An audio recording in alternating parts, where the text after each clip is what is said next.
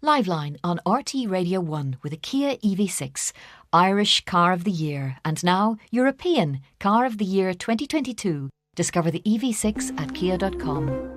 0818 715 815. Hello, good afternoon, and you're very welcome to Liveline. We're told that petrol will go down by 20 cent from midnight, diesel by 15 cent. But Joan Edwards, Joan, good afternoon. Good afternoon, Joe. How are you? Good, thanks. You took a photograph of the Circle K petrol station, and if the price of petrol comes down by 20 cent, it'll still be €2 and 2.9 cent a litre. Because it's well, 222.9. Yeah, yesterday, Joe, we bought diesel at 199.9. Okay. And this morning, driving past, the diesel price is 214.9. Overnight. So my husband went into the shop, into the garage, and asked, why is the price at that level now? And they said, we put up the price this morning. And he said, what price was it yesterday? And the server said she didn't know what the price had been yesterday. But we bought it yesterday at 199.9. And it's gone up to how much? 214? 214.9. And that's diesel. That's diesel. So it will come back down to, on those prices, it will come back. 15 cent off, it'll come straight back down to what it was yesterday. Okay. So, anyway, okay, well, they're a very reputable company. Denise Clark. Denise, good afternoon. Hi, Joe. How are you doing? What have you spotted, Denise? The same thing, only this morning going to work, I saw a petrol station with 199, and 2 minutes ago I've just driven past the same garage, and it's now 214. So the 15 cents coming back could bring it to 199, and we're not going to benefit anyway. I was thinking it would be back to 15 cents off the 199. And here we are, we're still going to pay the same. It's ridiculous. Do they think we're stupid? Well, it could be just coincidental that the price has gone up this morning when in fact they were reporting it from yesterday, every newspaper was reporting and broadcast that petrol was going to come down 20 cent and diesel was going to come down 15 cent until the end of August. Yeah, and but the garages knew that, Joe. They knew that this was happening yesterday. They knew that the government were looking at it. They knew they were going to do something. So now they've preempted it by doing what they've done so that they'll still benefit. They're going to make the money. It's just outrageous. Okay. Catherine, I'll come back to Catherine. Good afternoon. Hello, Joe. What petrol station have you spotted? Yeah, I was driving through Drogheda today from Dublin, and I've noticed that Circle K are charging 204 this morning for petrol. Yeah. And they would normally charge 196, certainly in the last few days. But it has been going up. Yeah, it has been going up, but certainly nothing near 204. I mean, I drove past 5 petrol stations on my journey this morning from Dublin to Drogheda, and not one of them were anything near 204. In fact, none of them were even €2. They were all ranged about 196 to 199. Okay, well, I presume different petrol companies have different purchasing. They either buy ahead or they buy short or buy long or whatever. Yeah, but even if they bought ahead... But the minister... Sorry, I'm sorry for cutting across you, Catherine.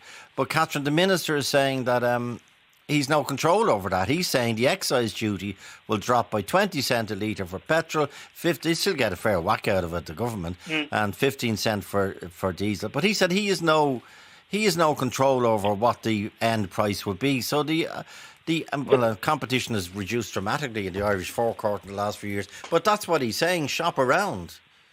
Yeah, but I mean, it's for the purchaser on the street. No, this is Joan again. Joan, yeah. Sorry, your point, Joan. The benefit was supposed to be for ourselves, for the drivers, for people that are driving kids to school and everything else. It wasn't supposed to be for profitability for the petrol companies or the garages. Well, the leader of the Green Party, Minister Eamon Ryan, said if people drove slower, that would help. Well, Joe, I would drive backwards if it would help. But it seems to me that the profitability is going in one direction, and it's certainly not in my pocket. Yeah, but everything you hear from Circle K, and now I see they're opening shops in city centre, that are not petrol stations, so they're a very, very big operation. But everything you hear from petrol retailers is that the margins are so low on fuel that it's the shop that makes the few bob. But Joe, it's so coincidental that the very day that the government is giving 15 pence and 20 cent back to the taxpayer because of they're reducing the excise duty, it's the same day that this particular Circle K outfit, and maybe many more, then decide they're going to rise their prices. That is just too much of a coincidence. It has nothing to do with margins, in my opinion. Yeah, but if you've gone into a petrol station recently, I'm thinking of Applegreen that I would come across primarily. That their shops inside are a wonderland. You know, they sell so much. There's so many different offerings. It's an enjoyable experience inside the Applegreen shop rather than outside. So that would lead you to believe that that's where they're making their few bob. It's so comfortable, so warm. Coffee. Some of them have Burger King and various other taco offerings and whatever you have in yourself. Absolutely, they're like little malls nearly. You know, but the point about this is that this reduction was to be an excise duty reduction so that the customer who's suffering so badly at the moment would benefit. And there is no benefit. This was all around petrol prices and diesel prices and reducing the cost of your drive to be it work, school, whatever. And Joe, the other point is that most companies will have bought their oil, diesel, etc. months ago, when the price for crude oil was way below $1. I mean, it's $1.24 this morning. So they're using now what they bought actually 6 or 8 weeks ago. So, you know, they must take us as fools to think that we wouldn't notice. And we're told this is happening all across the world, especially Europe. But somebody's just sent me a tweet from Gran Canaria in Spain with a photograph, which is time-stamped as of yesterday or 2 days ago, and the price is $1.29 for petrol and $1.38 for diesel. Oh my goodness! That's a lot. That's in the EU, obviously. It's Gran Canaria is part of Spain, but anyway, okay. That's the situation we're in. But what about the idea, Catherine, Joan, Denise, of shopping around? Well, Joe, we would normally shop around, and generally we would go to the petrol station in Ballyfermot. Okay. And we pick. But yesterday, again, the prices there were as the same price as in Castleknock, and that would be normally Ballyfermot could be 3, 4, 5, 6, 7 cent cheaper than Castleknock. And I was at by another garage yesterday, and he was changing the numbers on the board. It was going, and it landed in at 196 yesterday. This is another garage that I passed. And I said to myself, gosh, I better start buying some diesel. And Joe, the point is, you know, if you drive around looking for a better deal, I know you're wasting petrol. Using up. Exactly. You'll use up less if you take aim and Ryan's advice to Circle K for my petrol. Well, people have to shop around. There's Michael Barrett there down in Limerick. Michael has spotted something in Limerick. Michael, 081 08187 15815. What did you spot, Michael? I just spotted the two ends of the town here in Newcastle West. One is a Texaco station. Yeah. 199.9. The other one at the other end of the town, it's a Circle K. It's 214 for petrol and 204 for diesel. Okay, and that will come down to. But that 214 only went up overnight or this morning. Are you sure, Michael? How can you be sure? Yeah, because I pass it every day. I pass it 3 or 4 times a day.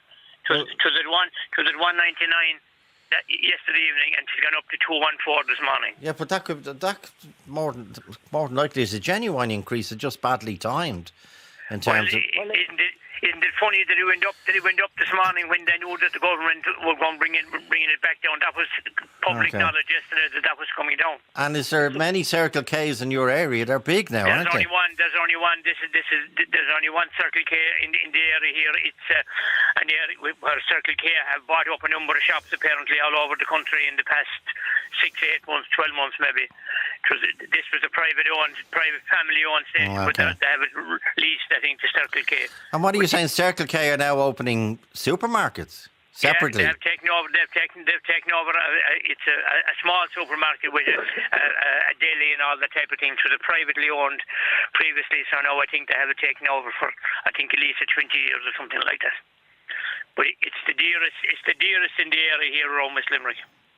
Okay, and they're moving. There's 420 Circle K stations nationwide. They've just bought 10 high-profile Londis convenience stores and from the Griffin Group in Dublin, and I think they have rebranded them already to Circle K. So they're moving away. Well, sorry, they're obviously very big in petrol. It's a Canadian company, but they're very big in fuel. But they seem to be branching out into shops as well. Now, the Circle K I went into in Grafton Street, the main item on the shelf on that day, well, it was hidden, but the main item, there wasn't much on the shelves, but the main item for sale seemed to be, with people coming in, was alcohol. Because I presume they have an petrol... I don't know what the alcohol rules are, but anyway, that's the thing. Maria Stokes in Ballycanoe in County Wexford, campus. Well, actually, I'm in Kilmuckridge, but my brother-in-law lives in Blackwater. Okay. And yesterday morning, when he bought his petrol there, it was €2 and 4.8. Now, that was yesterday morning. I don't know how it changed because I haven't been down there recently, but it must have changed recently. But they've always been dearer down there in Blackwater. And in Ballycanoe this morning, and I going to Gorey, it was 204.8. That was petrol. That was petrol now, because my car is petrol. But that's what it was. Now here in Kilmuckridge, where I am at Hamels, they've always been very, very, very reasonable. They've only put theirs up this morning, and they're Inver. So, and is there a lot of competition among petrol stations? Is there many different suppliers? Okay, we've Apple Green, we've Circle K, we've Texaco, we've Maxall. Yeah, they're big. Yeah, well, there is down here as well. I mean, you've got Campus there in Blackwater and Campus in Ballycanoe. Well, anyone that's on the road at the minute, if you are stopped, and only if you're stopped, maybe you text us the prices that you're witnessing and the name of the petrol station to 08187 to 51551, but please stop 51551. Just give us the name, the brand and the price for petrol. Leave out diesel, it's too complicated at this stage. If you're texting, just the prices of petrol around the country at the minute. Where's another Denise? This is Waterford. Denise in Waterford. Joe. How much did you've just spent? You've just paid. Well, Joe, we have the answer here in Waterford because everyone is saying wine is cheaper than petrol, so drink, don't drive. Okay, well, you've just been in buying diesel in Circle K, I'm told. I just got it a few minutes ago, Joe. $2.19 for diesel. $2.19 for diesel? Yep. And have you any idea what it was yesterday? No idea, no. And do you buy by the amount, or do you say 50 quid's worth, or? But that won't get you far. Well, I would usually, but today I realised as I was filling up that it's supposed to be going down tonight, even though someone else said that the government reduction is going to be null and void because it's actually going up by the same amount this evening as well. So I don't know if that's true, Joe. But the only way you can find out if it's true is by vigilant people like yourself, Denise. But you're saying in the last few minutes you paid $2.19 a litre for diesel in Circle K in Waterford. I did. Okay. Yeah. So if anyone bought diesel in Circle K in Waterford yesterday, maybe you tell us the price. Though it's still entirely legitimate. They might have planned that increase anyway, and the government move is because the reason why the government are whacking it in tonight at midnight is because the Dáil is going on holidays tomorrow for 2 weeks or whatever for St. Patrick's Day, so they have to get it through tonight to get it signed and passed. I think it's only a statutory instrument as such. Where's Patrick MacDonald? Patrick MacDonald. Yeah, Joe, how are you doing? Good. My issue is that a quick one. Mary Harney was talking about putting a ceiling on insurance companies some years ago. By the time they done it had gone up so many steps, and then it came back down a wee bit. Now, the government should have put a freeze on petrol at the pumps 48 hours ago. It's what should have been done. Then it should have been discussed, and then they should bring it back down. And this is what's happening now, that the pumps have been jumping. It's been brought back down.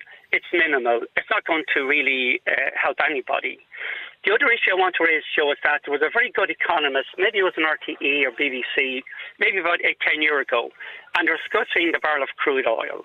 And they were discussing that a barrel of crude oil, if it's worth $100, to double that overnight to $200 a barrel would not actually mean doubling of the price at the pumps. It would be, the price of the pumps could be 5-10 cents, quite minimal.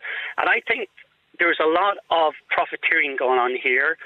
These figures should be looked at. There should be costings on how these companies, petrol companies, are arriving at these figures. It should be done, and it's very flippant for the government to say there's no control. That is wrong. It should be very much costed, and it can be done. And it's, again, the people like you and me and everybody else that has to drive for a living or has to bring children to school or children that's involved in football and other issues that has to pay this enormous price. Okay. And I think that's the way it should be done. And I know you said coincidence. It's not a coincidence. We know they've had 48 hours to pump it up. It's been brought back down.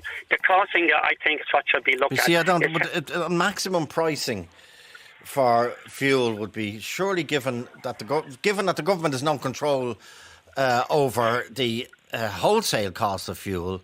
How would they put a maximum price on? Petrol companies, our forecourts would just say we can't make a penny. We're going out of business.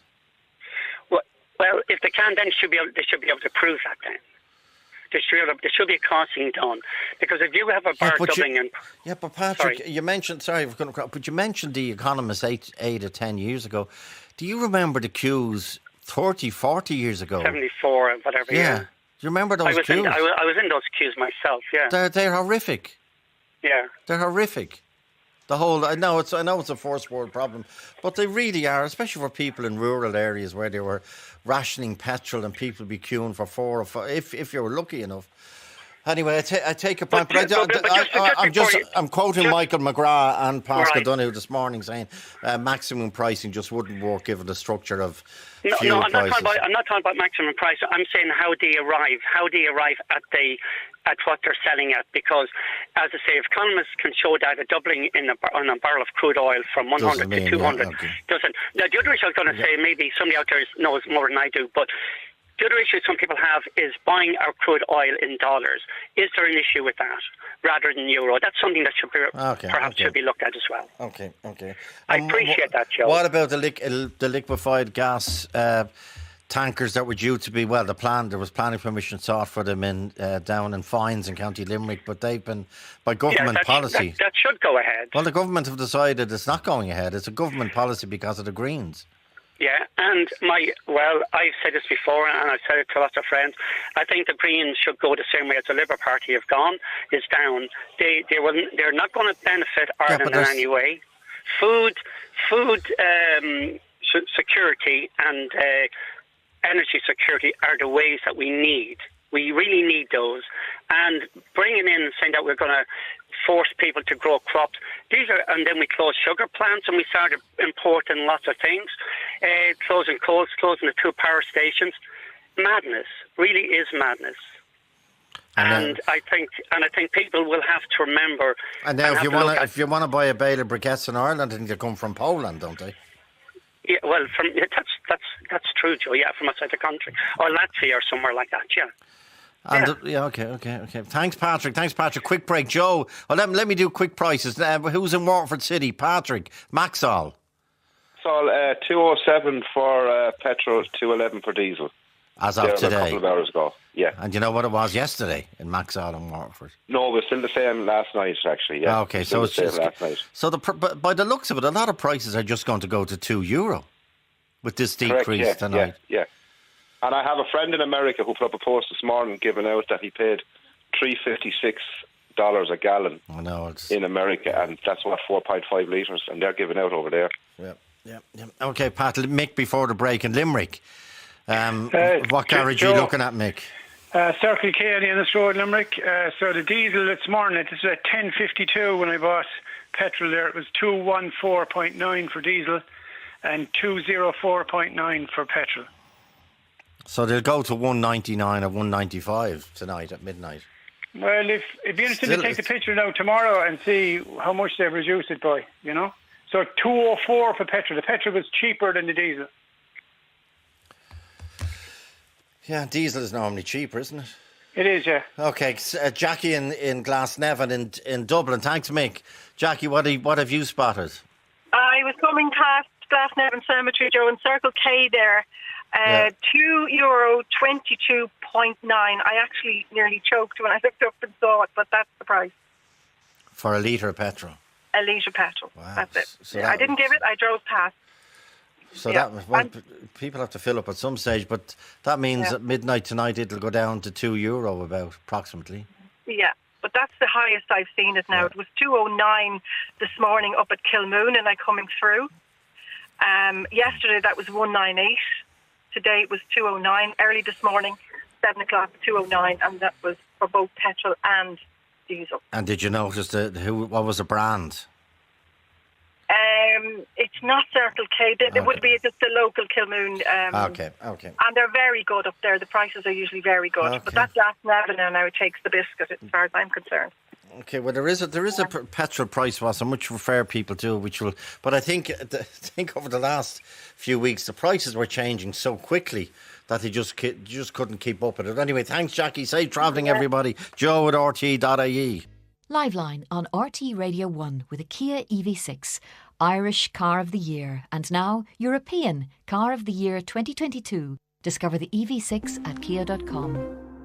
Talk to Joe on 0818 715 815. Okay, another aspect is the food issue, given that Ukraine this morning banned grain exports from the country. Probably understandable, but it's a savage blow to a lot of countries, including Ireland. 20% of our fertilisers come from Russia or indeed Ukraine, and a significant amount of our grain, believe it or not, comes from Ukraine as well. Michael Walsh. Michael, good afternoon. Good afternoon, Joe, and thanks for giving me the opportunity to express my concerns for the situation we find ourselves in now. You're a farmer.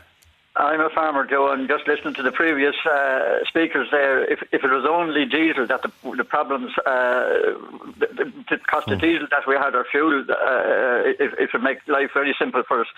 But like at farm level now, the Ukraine is the bread basket of Europe. So the amount of grain that we need to feed our animals, in particular pig farmers, who are totally dependent on cereals for their diet, is phenomenal. And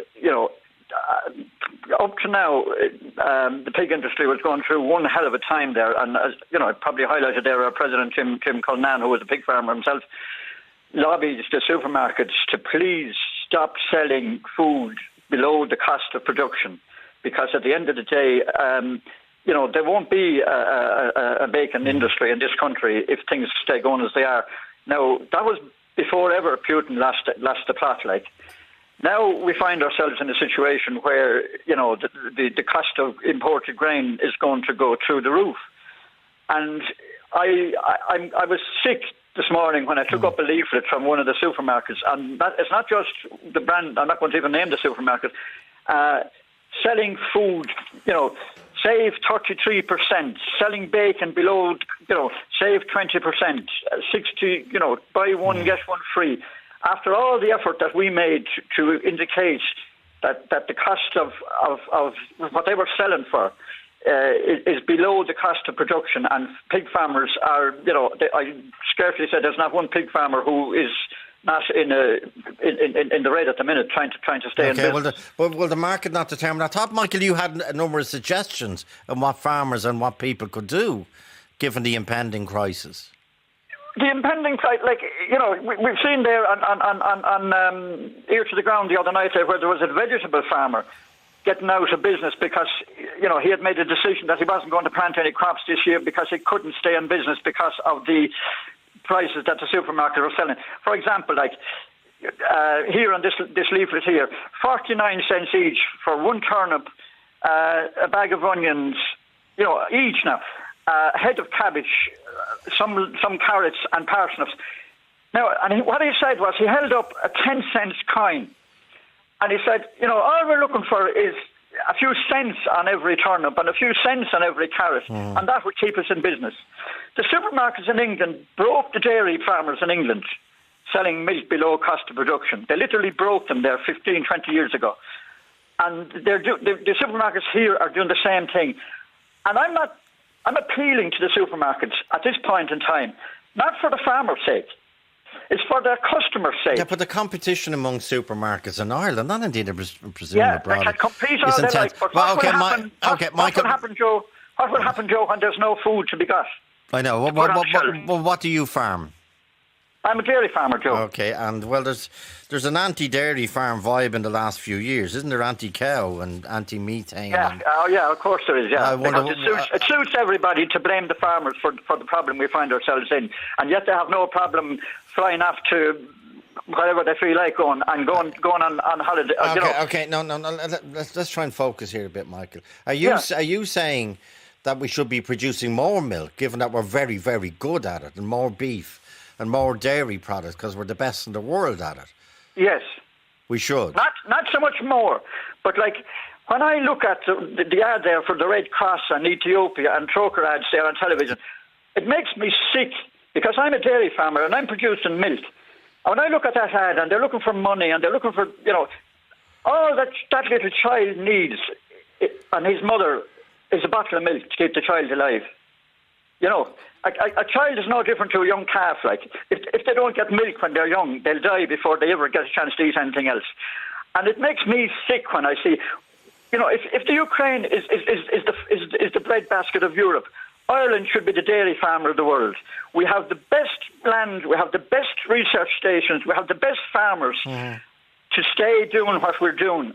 And if you look at the way milk is produced in Saudi Arabia, or I was in America looking at dairy farms over there, it would make you sick to see what they're doing in terms of carbon emissions and in terms of animal welfare. And here we have, if you just knew the regulations that I have to comply with as a dairy farmer for nitrates directive, for stock and density, for milk hygiene, board beer quality assurance, the whole lot, it would shock you, And then people are taking it for granted just because they see a big herd of cows in a field that they're abusing the cows and they're abusing the land. They're not, because they're not allowed to do it.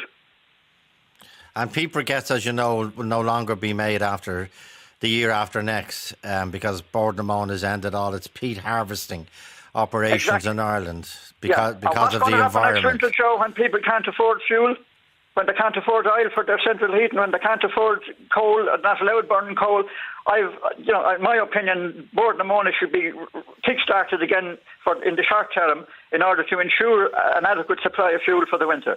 I'm not, I converted a solid fuel cooker to oil 35 years ago. All I have to do now is take out the oil burner out of it, put in a grate, and cut down a few trees on my farm, and I'll survive. But there's an awful lot of houses that are not in a position to do that. So, let own Ryan. We all have aspirations to be more environmentally friendly. Well, it's about, listen to the UN report last week. It's life or death. Yes. In terms of the environment. Yeah. And it's going, of course it is, but it's also life or death at the minute with what Putin is doing. And in relation to that, Joe, the first concern I had was when I heard Adi Roach and And the fact that Chernobyl was almost blew up again, I went up to the press and I got down my iodine tablets out of the press that we got in 1985. If you remember, Joe Jacob was the man that was in charge of the distribution at the time. And have you still got them there? Have you got them there? I still have them here, Joe. Yeah, are they beside you? They're here beside me. Yeah. Okay. Will you open them and tell me what the best before date is? It's I checked all that, you see, and there is no best before date on them. Good luck, thank God. We checked the websites that they asked us to ring. There's a phone number which is defunct, so we couldn't make contact with anybody as to whether they were. Sorry, not being. It's a very serious issue. What are the instructions on the iodine box? The instructions on the iodine box are for emergency use only. In the absence of other directions for use, the following are the single-dose recommendations for iodine prophylaxis following a nuclear accident. Okay. And it gives the type of, a 1 month-old child takes 12.5 milligrams a quarter of a tablet, 1 to 3.5 tablets.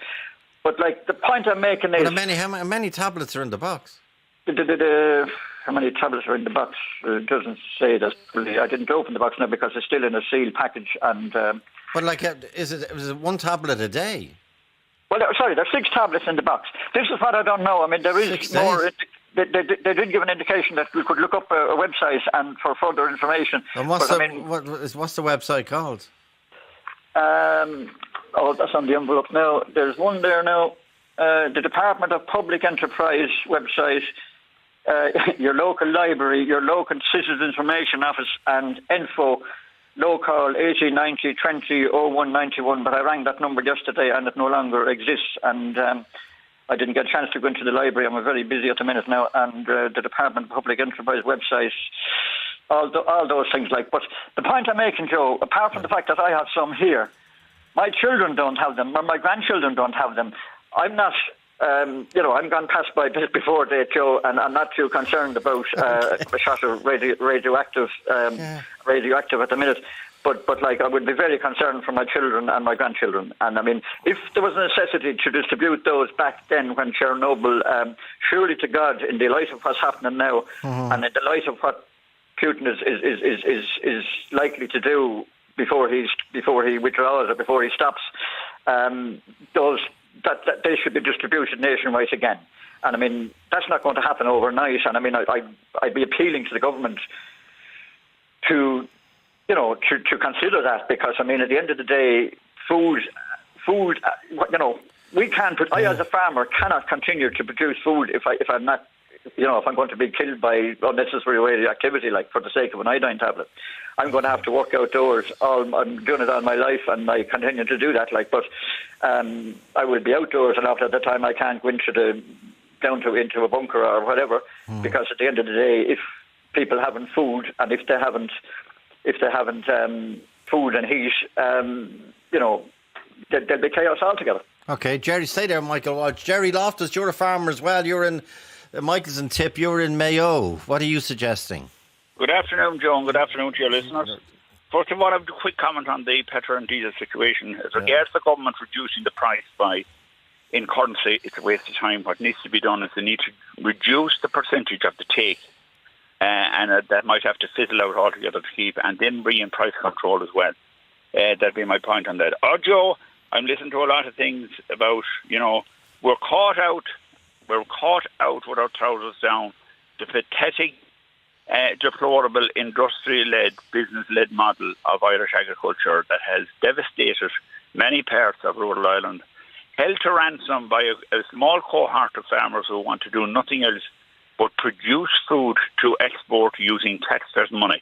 And let's not forget here that the taxpayers of this country and throughout the EU fund the common agricultural policy. Yeah. That money has been given out over the years since 2005, where 80% of that money has gone to 20% of farmers in this country to create a business-led industrialised model, while we now are hanging out to dry as regards food. And that gentleman talking there about the supermarkets and what they're doing and what they're not doing, and talking about the pig industry. The pig industry, this country is a dot in the ocean. We import, and I have the figures here from the Central Statistics Office for 2020.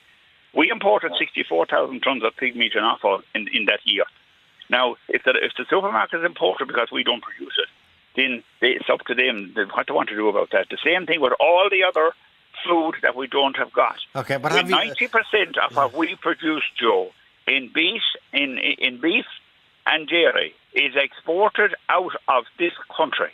We grow nothing. We are hung out to dry, for example. So what are you, tons of potatoes. Jerry, what is solutions? What are you suggesting people do?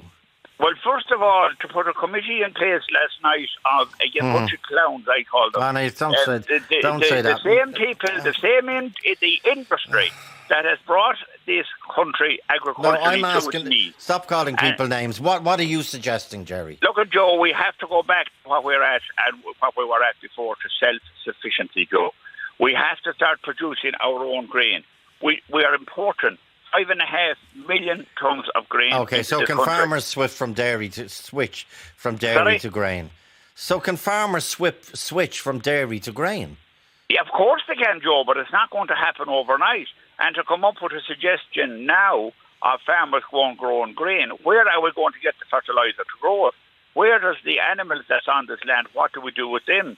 What about the crisis we're facing this back in now as regards fodder for animals that you go putting land into grain at this stage? So 6 of one, Joe, and half a dozen of the other.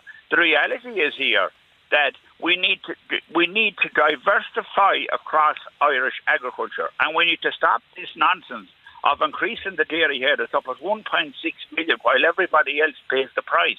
The people of this country now, the ordinary taxpayers, are hung out to dry here as regards food sovereignty and food security because we don't have it because of the industrialised business-led model that's been driven on for years, increasing animal numbers. Well, do you our greenhouse gas emissions up at 37.1%, and expecting taxpayers to fund the common agricultural policy, to produce food, to export it out of the country, is an absolute crazy situation. Okay, so and it's been allowed to continue, Joe. And the general public must stand up to this, because it's their money that's been used and abused to keep a cohort of farmers doing something that is absolutely no benefit to this country. Okay, agriculture in this country, Joe, is accountable for 7% of our exports.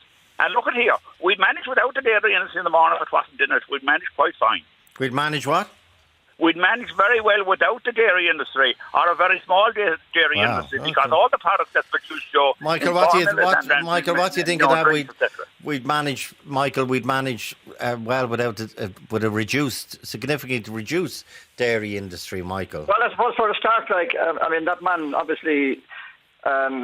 Jerry, is very self-opinionated, and he's only thinking about the country we're living in. We joined the EU for the huge benefits that has brought to this country, both in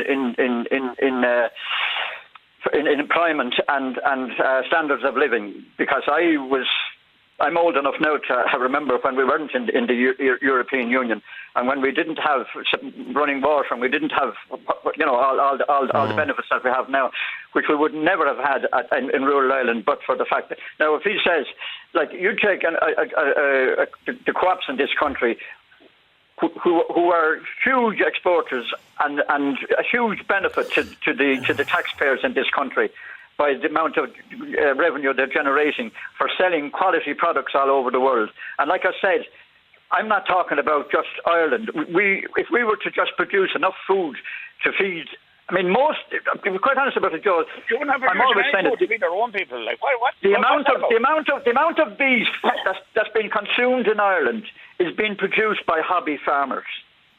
9 out of every 10 animals, I would suggest at this stage, is exported. So 1 out of every 10 animals would be enough to feed the population of this country.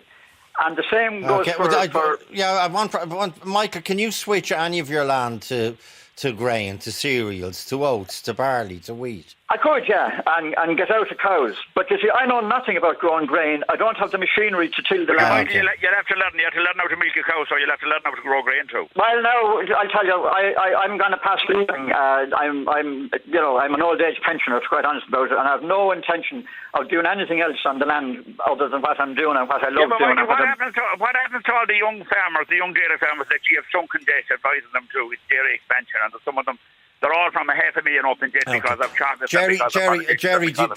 Jerry, do you grow your own food? I do. I grow my own, just enough for the house, Joe. That is all. Okay. Enough for himself. Yeah. Enough for yourself. Well, you're one of the farmers that has been crying over the years about the productive sector and the industrial sector, and that you're so great about all this production you're doing. What are you producing anything for yourself? Not at all. The reality is here that any farmer in this country that's not producing enough food to put on his own table shouldn't be called a farmer, and he shouldn't get EU subsidies. And until farmers start feeding the people of this country, it is one of the core issues that we are concerned about here, that the land of Ireland should feed the people of Ireland. I agree with you, yeah. Start doing that. Did you ever try growing? Do you ever try growing 30 acres of cabbage and try and get somebody to pull them out of the ground, or carrots, or anything like that? Sure, Labour is a huge problem. Correct, you're right, because all the support is going to the dairy sector, and there's no other sector getting any support. You want it all. You want everything. You want the common agricultural policy. You want taxes money. You want everything. I could actually survive. To absorb and store your emissions. Is that what you want? I could what actually are you doing about your carbon emissions? How much trees and hedgerows have you? I could actually survive with let him answer, Jerry. I could actually survive without any EU subsidies. Were introduced, and they weren't index linked back to 2002. So the subsidies that we're getting now are insignificant for most farmers. Because you're doing a great job of trying to hold on to them, because you held a load of protests on the reform of the common agricultural policy against small farmers getting any bit of a grease, and you wanted the 30% of the farmers to continue to get 80% of the money, didn't you? Yeah. I would be very anxious. I would do the same, and I would protest them, because if please God that I lost my health or wasn't able to continue doing what I'm doing. Yeah, do you remember what in the Kyoto's proposals in 2015, do you remember what they had done? Do you remember them bringing all farmers from all over Ireland up to Dublin to protest against the flattening of the payment? To protest against themselves, thousands of them from the west of Ireland. You made fools of them in DFA, didn't you? And you haven't changed any bit since. No, but like the thing about that is, like, most farmers look upon their entitlements now as a retirement, as a pension, if you like, because I have land rented and I'm paying the entitlements to the owners of that land in order to be able to farm it.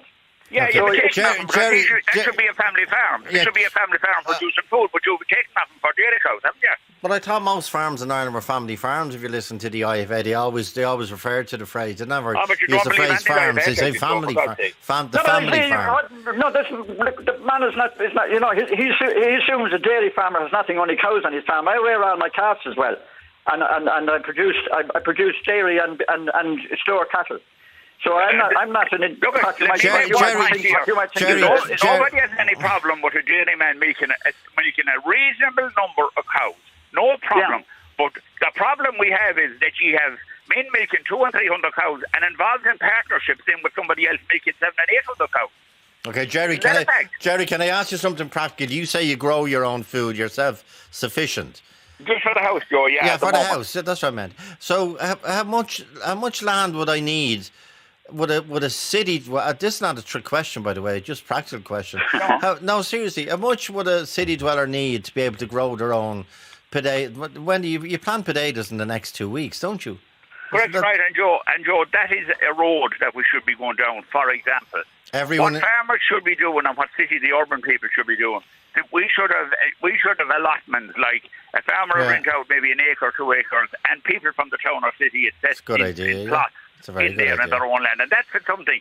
The people and the land of Ireland must feed the people of Ireland. Yeah, but Jerry, do you need an acre to feed yourself for a year? Not at all, Joe. A quarter of an acre or less than a quarter. Tenth of an acre will grow enough vegetables for you. Thomas Duffy, before the break, stay there.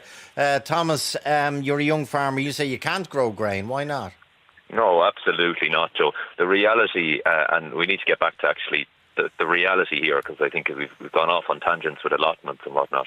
The reality is Teagasc estimates that about 24% of all the land is highly suitable for tillage cropping. The change has been very much away from cropping towards tillage, away from cropping towards dairy. The reason for that is because the market return hasn't been there. It's simply not profitable and many of our grain farmers are really struggling. No, that's not. No, it's not, Jerry. Farmers have not been supported, and you know that. Quite well. don't be coming on here for selling propaganda to me, because I won't buy it. I'm not selling anything to you, Jerry. Yes, you are. No, I'm not. I can assure you. No, the reality is here. Over the years, what we've seen is very much a move from dairy and grain, beef and grain, into either specialised beef, and the Midlands is still quite a lot of integrated systems between beef rearing and beef finishing and grain systems. But are the economics now changing, Thomas? No, the economics are not changing enough. Yeah, we would potentially see very much an increase in, let's say, wheat and barley prices. Yeah. So I would expect that we will see. There was a very good assessment of this in the Farming Independent, actually.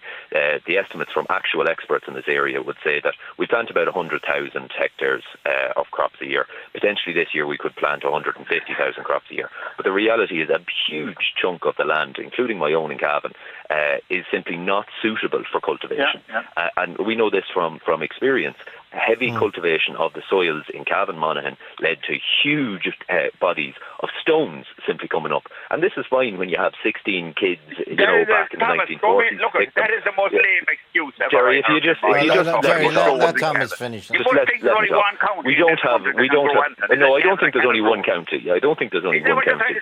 I mean, we can cover the entire northwest if we want to, and see how many parts of that is suitable. And any land would grow oats, Thomas. Any land will grow 2 bags of fertiliser to the acre, which we should be doing. Jerry, have you ever heard of economics? You know that quite well. But have you ever heard of economics and crop yields, Jerry? The bandwagon that the whole rest of the country is on, crippling Rhode Island and crippling, and now putting our people in jeopardy. And no doubt about it, if this war spreads into the EU and into Europe, Thomas, there will be food shortages in this country because of the business model that you support in MAPRA. And the 5E, there was that 70, there was that, except Calabio, the rest Joe, if I can be let speak. Thomas, what is the economics of growing oats? There's the basic economics of it, and the simple reality is the crop yields are not high enough and there's a reason that we don't grow a lot of oats anymore, because the crop yields are simply not high enough. You need to go in with strengthening sprays. I have seen crops grown in Cavan, right? The reality is that the man grow the crops 40 years ago, Thomas? How did man 50 years ago? Jerry, you have to let him finish. Thomas, when we had 16 of a family to pick stones in County Cavan, it was very viable to grow a lot of more crops than it is now. And when we were absolutely poverty... No, but Jerry, that's what you're asking us to go back to. An absolute poverty diet of potatoes. No, you are, Jerry. You are. I'm sorry, I'm not going to have 16 kids to pick stones in Cavan. I'm not going to... The reason you have no one to do any work on the farms now is because you want all the money you've created. We don't want to do any work. For young farmers, unless... This is incredible, Joe. Sure, look, this is ridiculous. Okay, Jerry, I'll give everyone 2 minutes to regroup, so to speak, and try and grab a cup of tea with sugar in it or something for the 2 minutes to help us all proceed after this. Talk to Joe on 0818 715 815. A number of experts have been on talking about Mike, who found the iodine tablets. It was Michael Walsh, wasn't he? Found the iodine tablets from 1984 or whatever. Experts have been on to say they were a once-off use tablet, and they're long out of date. So don't take them under any circumstances. Catherine Morrow. Catherine's in Wicklow. Your point, please, Catherine. Oh, hi, yes. Can you hear me? Yes. Yeah. No, I just was listening to people talking about the difficulty getting grain into the country. And mainly this is, as we know, used for intensive feeding of animals, and particularly in Ireland, pig farming. Somebody was moaning about the price of bacon, how it's so cheap. But that's because the life of pigs is treated as just being cheap. I mean, pigs are treated in Ireland. 99% of Irish pigs are factory farmed. Now, we all know, we choose not to think about it, that factory farming is despicable. The way pigs are treated there. I mean, pigs are naturally an outdoor animal. They forage for food. They don't go looking for grain to feed on. You know, they eat small animals. They root around. So pigs are being treated absolutely terribly, and we should be thinking about that and not the price of bacon. We should be stopping factory farming of pigs. They live on slatted floors, solid floors with no straw. They can't make beds. They can't live in natural social groups, which is their natural behaviour. I just like to say that if we treated dogs this way, we would, I hope, be prosecuted and severely fined. So I really just want to make that point. We should be thinking about how we behave. So you're saying the grain issue, if your point is they would not, only factory farms need grain. Is that true?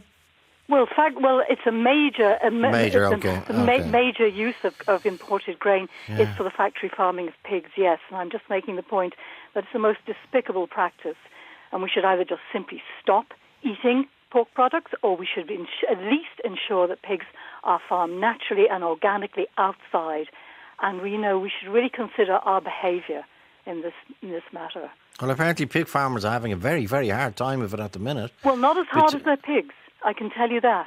I mean, pigs have their tails docked, they have their teeth crushed, because their behaviour is so, they become aggressive because they're so terribly stressed. They're taken away from their mothers when they're only 3 or 4 weeks old. The pigs that we're eating are slaughtered as virtually babies. We should really think about this. I haven't got a pig. Thomas, are you a pig expert? I'm far from a pig expert, okay. I'm afraid. But the one thing I do know is practices like tail docking and teeth removal and stuff are actually being phased out. But the reality is that was actually a practice that even my grandfather, back in the days when we were all trying to feed ourselves, would have required to do it. And there are a number of technical challenges to that. The reality is if the consumer was willing to pay the price for that sort of pork, then that's exactly what farmers will produce. I've been on pig farms where the standard was very good. They were very clean. They were very good. But I do understand that it is an intensive housed system, and that's the reality of what it is. Well, it's a totally unnatural. It's a totally unnatural way for pigs to live.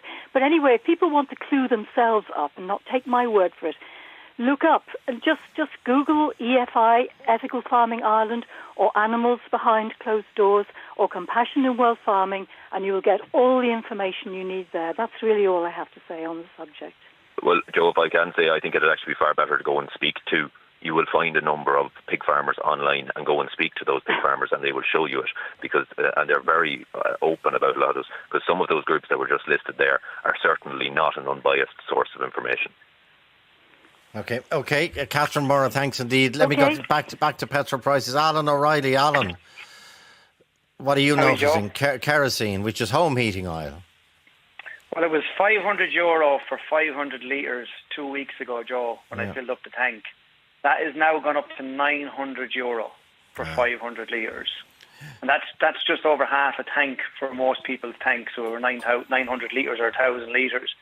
And 40% of the country rely on home heating oil to heat their homes. It's actually more for rural areas. It's over half, 50% of rural homes. And as people will know, March of many weathers, Joe, we've snow falling in Clonmel at the moment. I've loads of people sending me in pictures of snow in Tipperary. It's down to 0 degrees down there. We have a frost coming tonight, and we have more cold weather ahead. And the home heating oil price doesn't seem to have been mentioned at all in the change in the excise duty. I saw petrol, I saw diesel, and I saw green diesel, but I heard nothing about kerosene. I think it's 2 cents a litre. You see, the amount of excise on kerosene is quite low compared to the motorists, isn't it? It is, yeah. It's like it's €50 per 1,000 litres versus I think it's nearly 500 on petrol. But still, they're going to have to do something, Joe. The National Oil Reserves holds 90 days oil reserves for an emergency. I don't know if people are aware of that. There's a Natural Oil Reserve Agency, and they hold 90 days. So we might have to look at it. I mean, obviously, once we get beyond March and into April, you'd hope that things will start to improve weather-wise in terms of temperatures. But the kerosene has just gone so expensive now, Joe. It's not really. There's going to be people going cold in their homes. That's not an exaggeration. Okay. Thanks indeed, Alan. Where's who else? Oh, Dan, electric cars. Go ahead, Dan. Hi, Joe. I'm here in Galway, Joe, and drive into Galway 40 kilometres each way every day. So does my partner with 2 diesel cars, but so sick of these price increases, not alone with home heating oil, electricity costs and our commuting costs, that I went out last weekend and put a deposit on an electric car, and I think now last Saturday I put a deposit on electric car, and yesterday I put a deposit on a second electric car, moving away from diesel altogether. just can't take these price increases anymore. And fully electric, and do you want to tell me how much they cost? It's pricey, Joe, but look, when you go to change your car, either petrol or diesel, it's going to cost you a fortune anyhow as well. We're not in a cheap country. So Now, have you got space for? Can you put a charger? Have you drive in other words? Yeah, we're out here in South Connemara, so we have the drive-in and everything. I do have to get the home charger, which is another investment. But you see, there's an argument. There's an argument now. I think a study in Queen's and Trinity released the other day, and I don't know what criteria. Well, they did the home chargers by postal district in Dublin, and discovered most home chargers are in South Dublin. But the fact of the matter is, to have a home charger, you need a driveway. And most driveways are in South Dublin. You can't have a home charger in a house that doesn't have a driveway, because you can't run a wire across a public pavement. And then the infrastructure of ESB or whoever supplying, there should be competition in that as well. The infrastructure of car chargers is abysmal. Public car charger is abysmal. Yeah, but look, the power. So unless you, sorry, my final question is, Dan. No, pardon me. Unless you have a driveway, it's unrealistic for people to get electric cars. For some, Joe, in fairness, but like the range of electric vehicles is going up. Like you're not going to be charging these things every day. That used to be the case probably, and maybe with older electric vehicles you have to. But these new ones have much better range. People will make the choice themselves. We have to make sensible choices, and I feel I just had to move away from diesel. As I say, I went up the Tuam Road yesterday morning. It was 188.9 for diesel. So I filled it up. I had €30 to fill it up. And when I went on my way home yesterday evening, it's gone up to 194 or 195. So and that's going to continue. I mean, some retailers. Did they get a tanker delivery in that period, I wonder? No, you see, this is it. Like people were mentioning one brand there, one retailer earlier on. Like no way did they get a delivery of oil within 24 hours or even less, and they can't justify these price increases. Well, when government makes a decision to help us, and people like that taking advantage, someone just pointed out to me, Dan, that in one petrol station he's familiar with, the price went up 3 times in one day. He said that means they got 3 tanker deliveries, which they didn't, of course. Yeah. 3 separate deliveries. Okay, Dan, best of luck on your electric motoring, and hopefully the infrastructure will improve dramatically. Aoife Collins, you're in Tralee. What have you spotted? Hi, Joe. Just wanted to let you know there that we have, in the Manor West area in Tralee, we have lots of garages around the area near where the hospital is. We have 2 Circle K garages, and one currently is at 199.9, and down the road one is at 214.9. Okay.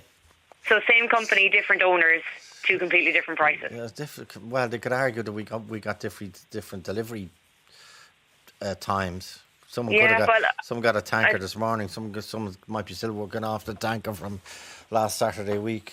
But anyway, I take a point. 199 and 1 Circle K in Tralee, and €2, 199.9 and 215 for the same. And I genuinely do think in the last 24 hours that it's been creeping up and up and up with the view to the government helping people out. I'm looking at the screen here.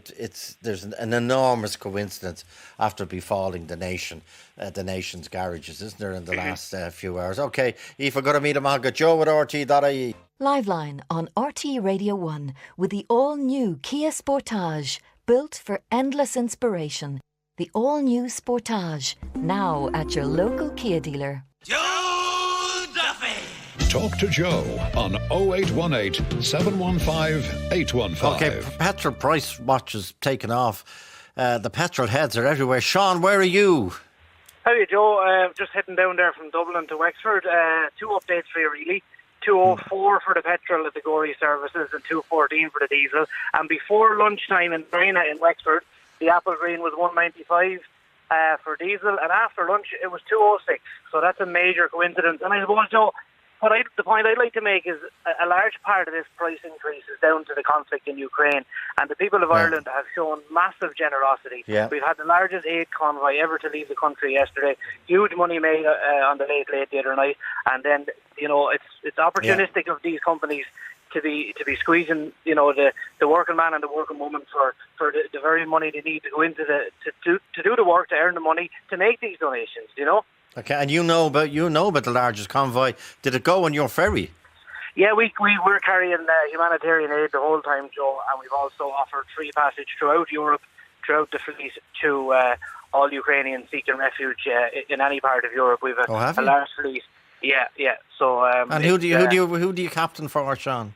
I work for Liveline, Joe. Oh, very good. So Stena are offering free ferry trips. Obviously, the one way throughout Europe for people trying to escape from Ukraine. Yeah, we'd have ferries all over Europe. One of the biggest routes there would be from Gdynia in Poland to Karlskrona in Sweden. They're carrying a lot. We're bringing a lot of refugees now in through Rosslare from the Cherbourg route, and also all across the network, really, Joe. But from day one, the company made a decision fleet-wide to offer free passage to anyone seeking refuge due to the conflict.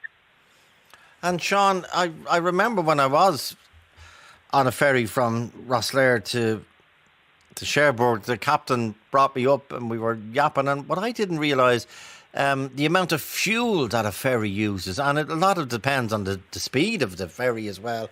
What's it been like on price-wise, do you know, for ferries? Not good. Availability of fuel has been quite restrictive, and we would have obviously quite large buying power as one of the biggest operators in Europe. But we could burn up to 50 tonnes a day, and throughout 2021 we saw, for instance, our bill for January 21 would have been about £500,000, and by December 21 we were paying £800,000 per month for fuel. So, and that's going up and up all the time, and of course supply and demand. It is difficult to get hold of it now, and the price is only going to go one way. But we can't pass all that on to the customer, of course, either, because that just makes it impossible for them to travel. So we take a big hit on it, but it's hard to know where it's going to end. But I just think this bit of opportunism on the forecourt is not fair, And if you're driving south now, you're heading off, are you, Sean? Yeah, just completed a 2-week trip there now, so home for a while, and we'll be back at it again very shortly. Okay, well done. Fair sailing, everybody. Thanks indeed, Sean. Joe at RT.ie. Joe Duffy. Talk to Joe on 0818 715 815. John, I'm currently writing an envelope to the Russian embassy, the embassy of the Russian Federation. What's the address if you had your way? If I had my way, it would be 1 Zelinsky Avenue. 1 Zelinsky, will you spell that? Z-E-L? E-N-S-K-Y. 1 Zelinsky Avenue? Yeah, after the Ukrainian president. Yeah, of course. Dublin 14. Have you got the air code there? Yeah, it's D14, X something or other, I can't remember it now. I'm looking at X6R3. And you were saying, if I post that envelope to the embassy of the Russian for 1 Zelensky Avenue, should that land up in the bin? No, it should. What we should do is we should change the official address of the section of Orwell Road outside the Russian embassy to reflect the name of the Ukrainian president, or we could call it Ukrainian Place or something like that, so that basically there's a permanent reminder for the Russian ambassador of exactly what the atrocity that his country has committed. And what's the procedure in changing the name? It's been done. I know it's been done in other countries. Yeah. What's the procedure in changing the name for... Well, I think if a resolution of Dublin Council, they could change that. Or what about the residents of 1 of Zelensky Avenue? Well, it would only affect the one section of the road outside the embassy, and there's nothing on the other side of that road. There's just a footpath there. So it would only affect the Russian Federation embassy, and it would be a feedback to them again. What it would allow is that An Post would be able then that anything that is addressed to the old address, they could return an address unknown. Oh, to the old Orwell Road address, which was that would no longer exist. That would no longer exist, and they would have their own unique address. which would be named in honour of the Ukrainian, either the Ukrainian president, or you could call it Slava Ukraini or whatever. Well, but and that's your given the awful backdrop to it. Sorry, that's just one suggestion. Yeah, it's just another form of repression, and the beauty of it, it's the kind of bureaucratic nonsense that the Russian authorities love to tie things up in.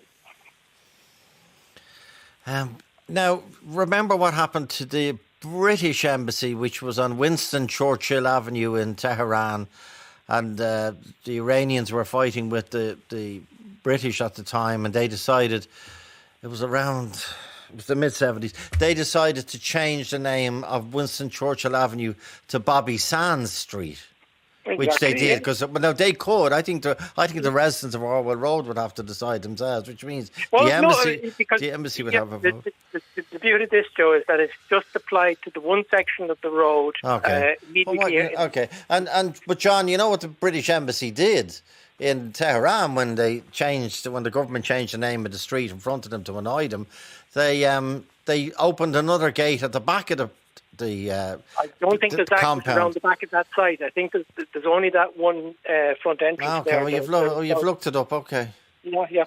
So, it has been done. I know they've done it in Lithuania and in Latvia. Oh, have they already? Okay. And the Czechs did it as well. And I think they're talking about doing it in London too. I think Mayor Khan in London is organising. Well, is there any, I'm thinking, is there any small street in Ireland that would have 6 or 7 residents, for argument's sake, where they'd all agree, as obviously it's not the Russian Embassy Street, but they'd all agree to change the name of the street from Main Street or High Street or Hope Street or Church Street to Zelensky Street? Well, they can do that. Yes, that's fine. But what the beauty of this, Joe, the object of the exercise here is, one, it means that all correspondence going to the Russian embassy has to reflect the occupation of Ukraine, and 2, it means that it's just the embassy itself, its official address would be Zelensky Plaza, is it? Zelensky Plaza, something like that. Yeah, along Dublin those 14, air code D14X6 or 3. The air code can stay the same, but it would mean then that on post could actually reject any mail to the embassy that doesn't reflect the correct address. Okay, thanks, John. Thanks indeed. Padraig Jennings, quick petrol prices from Dublin to Newbridge yesterday. They were all under €2 today. Yeah, that's right, Joe. Yeah, all under €2 yesterday. I got in the Kylemore Circle K for 191. Today? And much today? Today, 224 northbound at the Circle K, and 500 metres up the road southbound, it's 214. So 10 cents is the difference. It's unreal, Joe, the way the price is going. It'll be interesting to see what it is tomorrow now. Well, you see, the prices are coming down at midnight. But you're saying, unless they all get tanker deliveries. Okay, where's Emmett Martin in Norway, our Norway correspondent? Price of diesel in Norway a litre, Emmett? It's $2.25. And one of the biggest producers of oil for the size of the per capita in any country in the world. Electric cars and prices have gone up as well. OK, back tomorrow, 1:45. Brenda Donoghue produced. Ray Darcy's next. Liveline on RT Radio 1 with a Kia EV6, Irish Car of the Year, and now European Car of the Year 2022. Discover the EV6 at kia.com. 0818 715 815 stays open until 3:15 p.m. or email joe@rte.ie.